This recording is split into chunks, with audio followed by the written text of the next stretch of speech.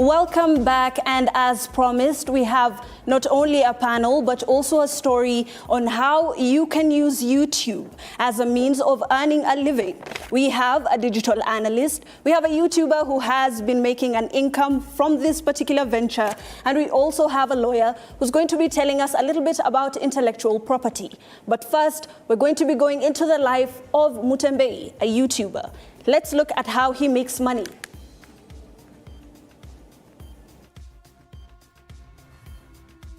James Mutm clacks away on his laptop. He would be still doing this in his previous employment, except he now answers to no one but himself.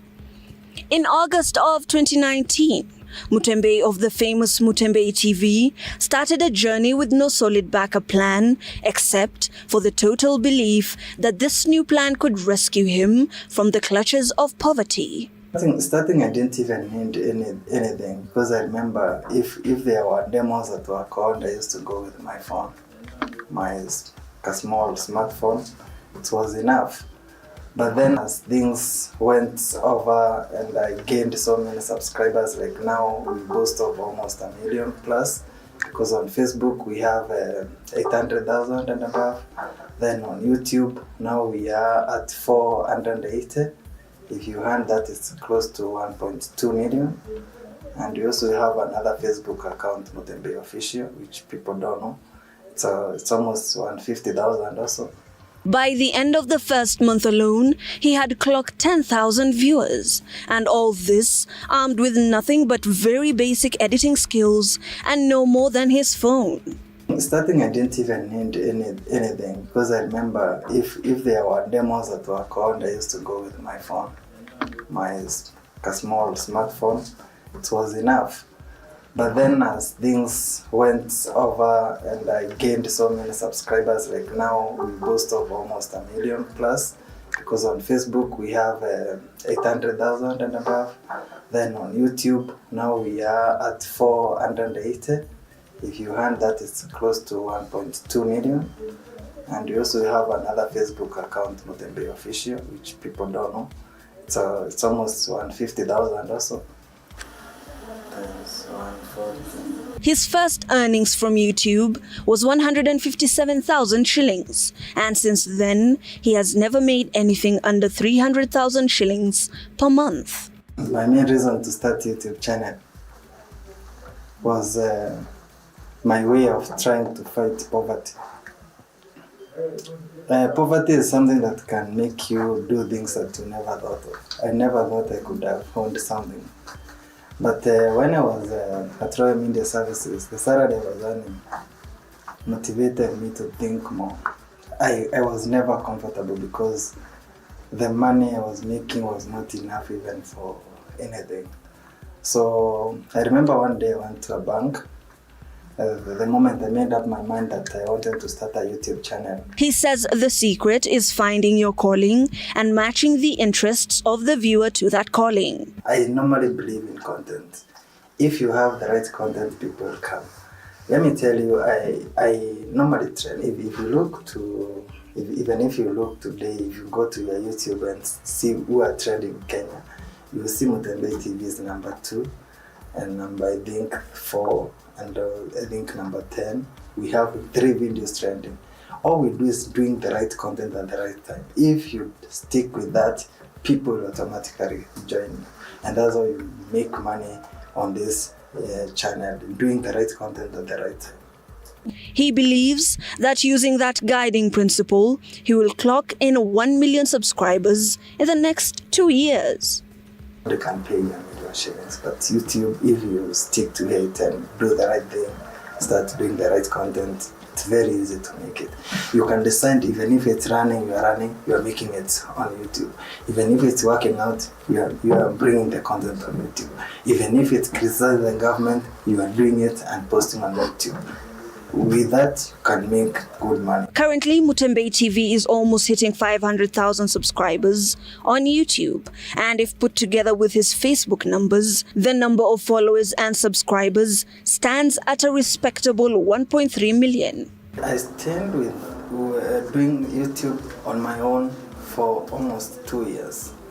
Then that was 2019, 2020, then 2021. I had to bring in people. I thought of a way that I could have brought in many people, whereby I wanted first to have people dealing with the human interest, others dealing with politics. I needed camera people, I needed editors. I employed very many people. Mutm TV has grown now to employ a team of 7, with this business raking in no less than a cool $1 million each month. As we talk, Sai, the world is moving digitally. So it is an opportunity that nililearn kukua kwa digital platform before other people's realized. And it's good. People don't know whether it pays, but it pays. We comfortably pays our bills. His very youthful staff say they have strong faith in the digital platform and they hope to make their own marks as time progresses. If I become a profession, yani nimejua kila kitu. Yeah, naweza kuwa with my YouTube channel yenye nitakuwa nafanya na bado pia nitakuwa nafanya kazi kwa mtu yote yule mwenye ataniandika. Yeah, it is good to be busy. Yeah, so that you can earn income and help yourself. Even with his success, Mutm believes earnings could be more were it not for Kenya's counts per million, which he feels is still low in comparison to other countries. I wish that there could have been a better way to address this, but then again, it's by the purchasing power of the people living in that country. A very interesting story of our very own Mutm, who is a YouTuber. Over 300 YouTubers in Kenya have over 100,000 followers each. This is taking trend all over the country as people not only find this as an alternative to earning an income the conventional way, or taking it on as they would, as Stephanie Nganga has taken to content creation fully. Yeah. I'll give you a chance to talk on that. We also have an intellectual property attorney who is going to be breaking down the details and the legalities on that. We have a digital analyst as well. But I'll start with you, Stephanie. Talk to me. You've heard of Mutm story. Yeah. This is a gold mine that's just sitting and Kenyans are looking into how they can make the most.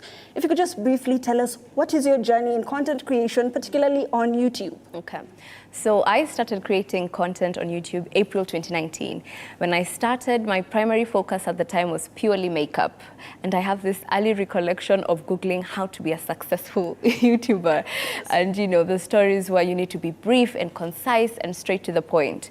So I started with makeup and then I transitioned mid of 2019 into doing story times, still incorporating makeup. And then by the end of the year, I had fully transitioned into creating lifestyle content. So vlogs, covering my day-to-day activities, running errands, behind the scenes, attending events, balancing school, etc.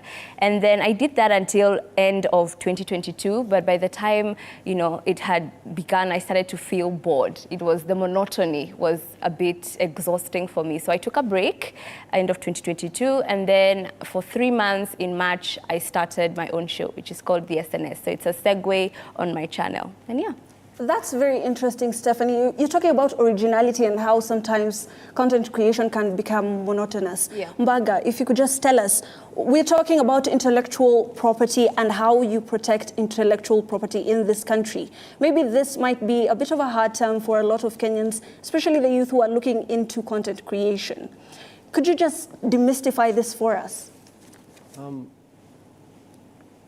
Content creation especially deals with a lot of intellectual property. We deal with issues of trademarks and copyright.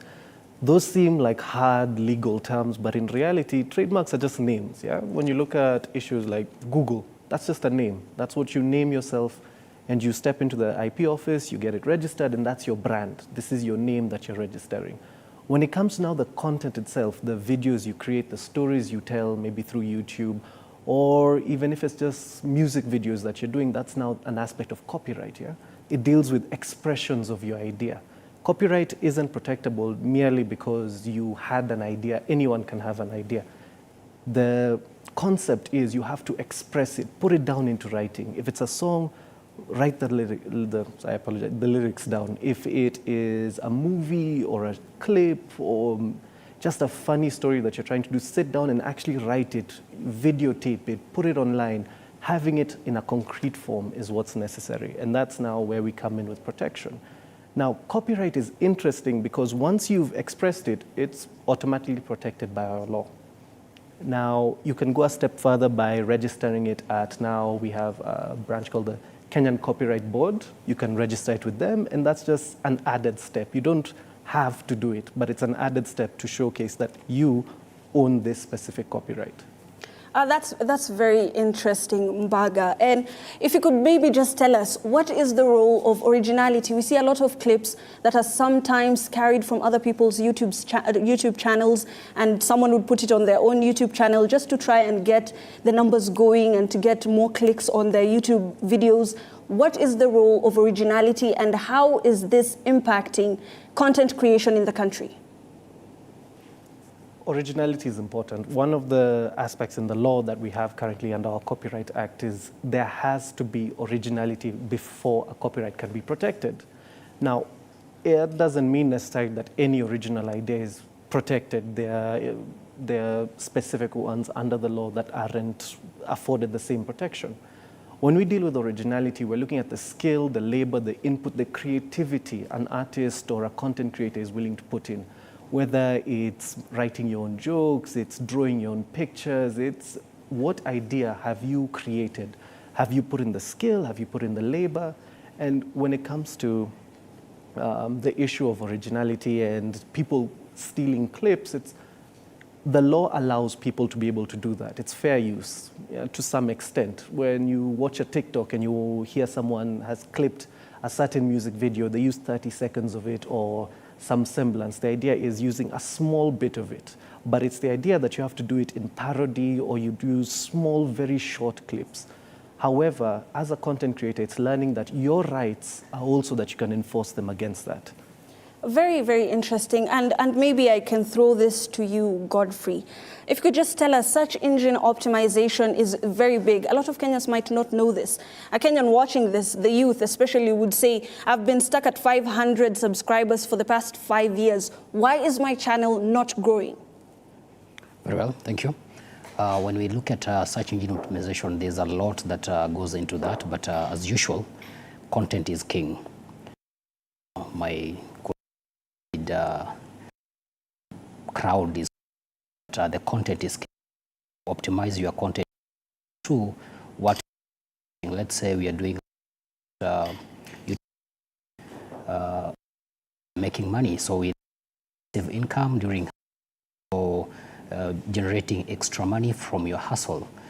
You'll go directly to do keyword analysis that will help you look at what people are searching, and then you will do a lot of writing and naming of your content so that it's found. From the photo that you're uploading as a thumbnail to the video that you're uploading to YouTube, let it not be named as screenshot or WhatsApp photo forwarded. Name it as per the topic.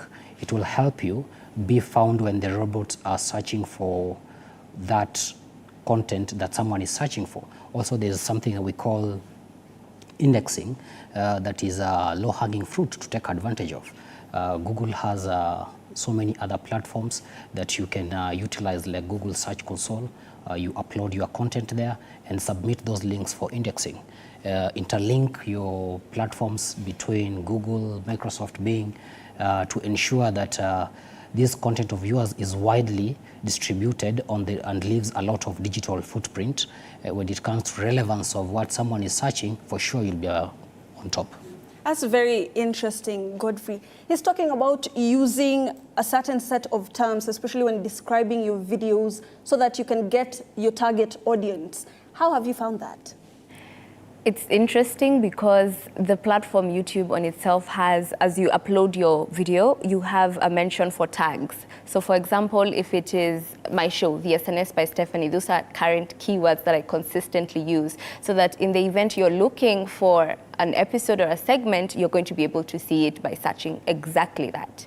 And Stephanie is talking about SNS, and we are seeing that the digital economy, and a few things that you should know about the digital economy is that the ICT sector has an annual growth of 10.8%. This is one of the fastest growing sectors. In intellectual property protection, knowing that this is one of the fastest growing sectors and one of the least protected sectors, what would you say about that? It's curious. As we've gone on, we've seen a lot of improvement with regards to the legal structure that we've had. We've had a lot more laws, amendments that are coming in to protect IP law, data protection. Even our ICT, we've seen the Computer and Cybercrimes Misuse Act come into place. As we move on, the laws are adapting and they're changing. We're having a lot more stronger legal regimes.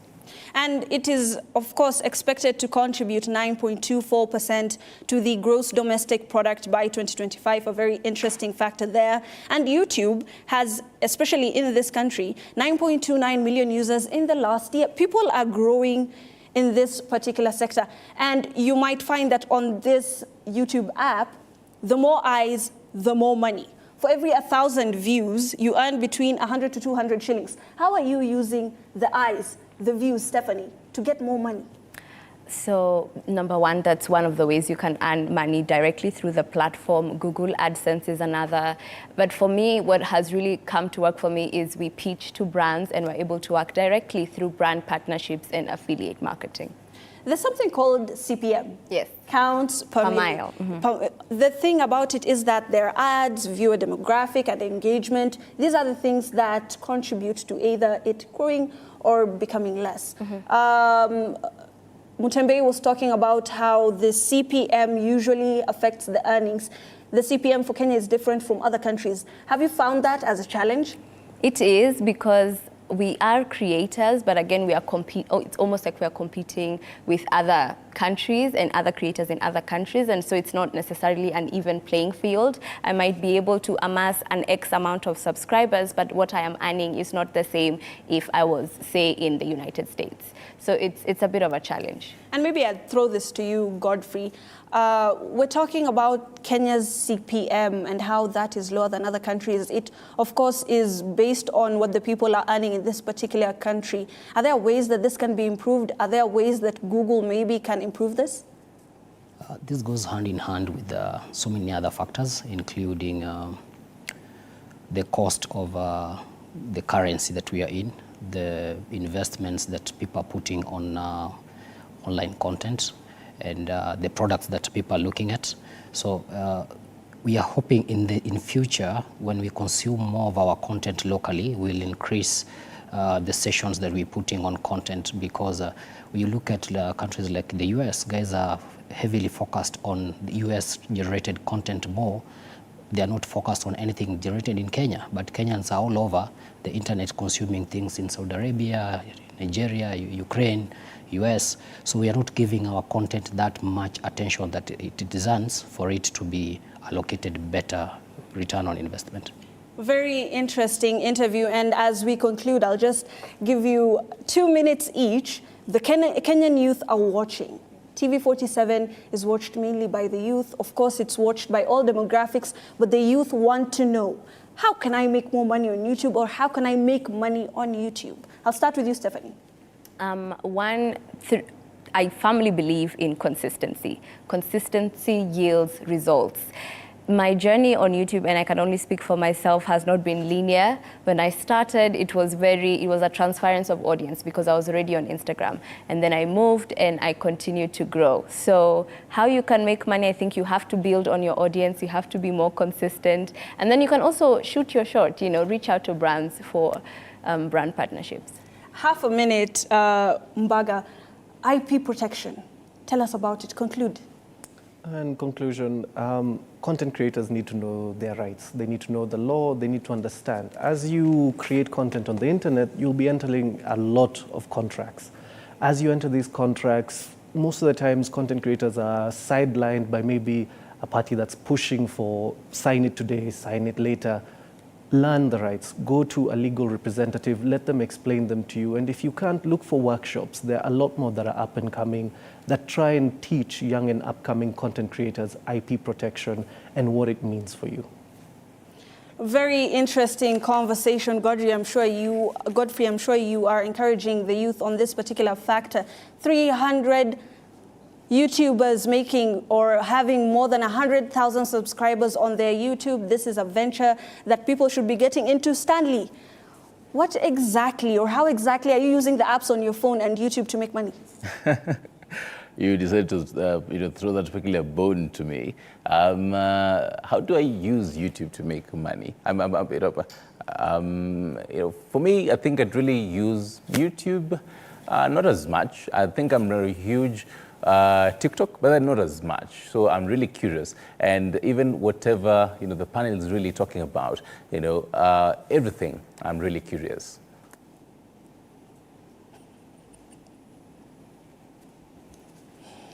Thank you so much for joining us tonight on The Marketplace. We have brought to you